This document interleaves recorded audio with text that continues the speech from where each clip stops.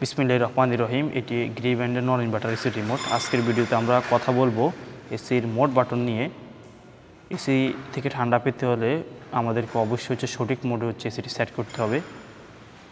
Mode বাটনে যদি আমরা প্রেস করি তাহলে এখন এটা ওয়াটার ড্রপিং যে আইকন দেখাচ্ছে, এটা ড্রাই মোডের আইকন। ড্রাই মোড শুষ্ক বাতাস দিবে, তখন যদি স্যাঁতসেঁতে পরিবেশ থাকে তখন আমরা ড্রাই মোড চালু করে নিব। পুনরায় যদি মোড বাটন প্রেস করি তখন আসবে ফ্যান মোড।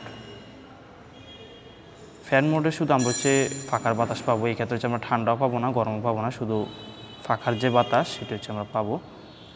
পুনরায় যদি মোড বাটন প্রেস করি তখন আসবে সান যে আইকনটি দেখতে পাচ্ছেন সূর্যের মতো, এটা হিট মোডের আইকন।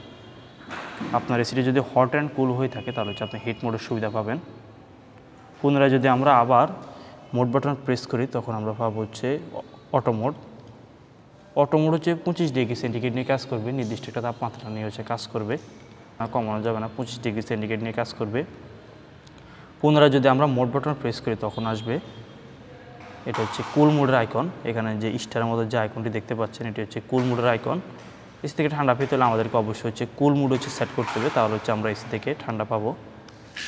এই বিষয়টি খুবই গুরুত্বপূর্ণ, সবসময় আমরা খেয়াল রাখবো আমাদের এসিটা কি সঠিক মোডে সেট করা রয়েছে কি না। অনেক সময় এসি থেকে ঠান্ডা পাই না, তখন আমরা প্যারেশান হয়ে যেতে হয়, টেকনিশিয়ানদের শরণাপন্ন হতে হয়। তো আমরা যদি মোড সম্পর্কে সঠিক ধারণা রাখি তাহলে আমরা ঠিকভাবে ঠান্ডা পাবো। তো আমরা খেয়াল রাখবো এই মোডটি রয়েছে কি না, এবার এই আইকনটি রয়েছে কি না। এইভাবে খুব সহজ আমরা আমাদের এসির যে মোডটি সেটা সঠিক মোডে সেট করে নিতে পারি। ধন্যবাদ, আল্লাহ হাফেজ।